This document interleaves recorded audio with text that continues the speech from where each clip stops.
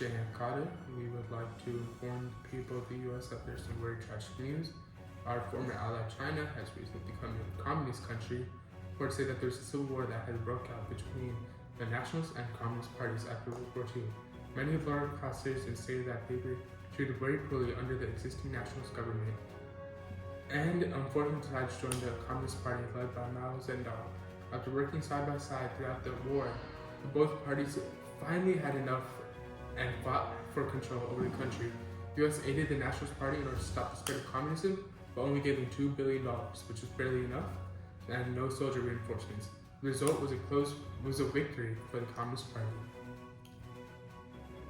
I went outside to talk with Nathan to see the reaction of the chamber. What do you think about the situation? When I first heard about this, I was shocked because I believe that they were our allies. I thought we were trying to stop the spread of communism, but it seems that they were only trying to stop it in Europe. Now for our main story, there has been a war that has broken out between North and South Korea.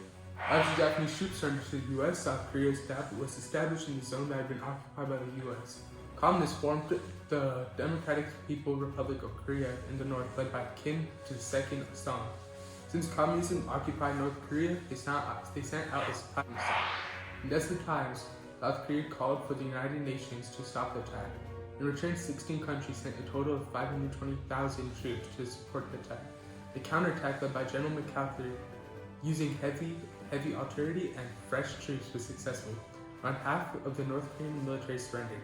However, China saw the US sharing borders with them would be a threat, so later on in the battle, the Chinese sent 300,000 troops to fight with the North Korean army. This was a big turning point and how the US needs to find a new way to stop a fresh army. General MacArthur suggested that the US should have a full-scale war with China, but President Truman was not happy with the suggestion. MacArthur did not find that rejection lightly and began to criticize the president for attempting to resolve the conflict another way. But that was not a good move, because right after, Truman fired MacArthur. This angered the people of the US greatly, and we went out to ask the people what they thought of the termination of the general. I'm outraged that the president had the audacity to fire one of our heroes of war because he was criticized. The president was too sensitive, and MacArthur deserved better for the way he led the US to many victories. But as all things, the praise of MacArthur had died down, and out of the blue, the communists of the North suggested a ceasefire and started negotiating a truce with the South. They finally agreed on a ceasefire, but there would be a military zone separating the two sides of the nation.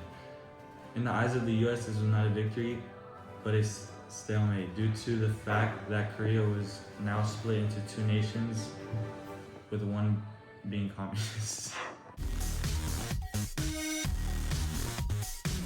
For our first question, we went and asked a random person at Vaughn's, and this is what happened. Hey. What class did the Chinese Communist Party recruit? I don't know. You don't know? No. The answer to that question was the lower class because they were treated very poorly. For the next three questions, you guys are going to be answering them. And whoever answers them correctly is going to get this bag of Takis. So yeah, let's start with the first question. So, what did the U.S. send in order to support the Nationalist Party of China?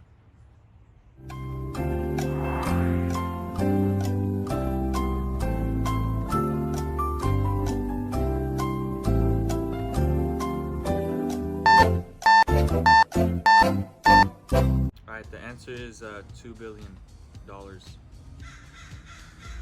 The next question is, what was the North Korean Communist Party called?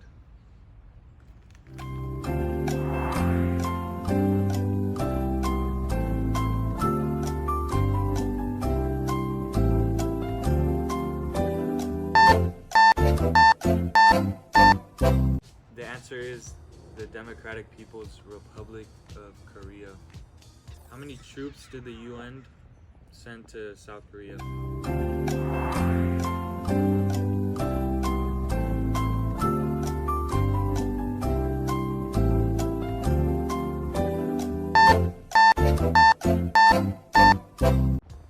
answer is 520,000 troops.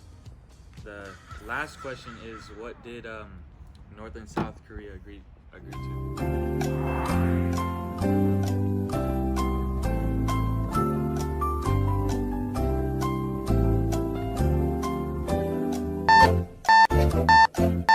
The answer is they agreed to cease fire and separate.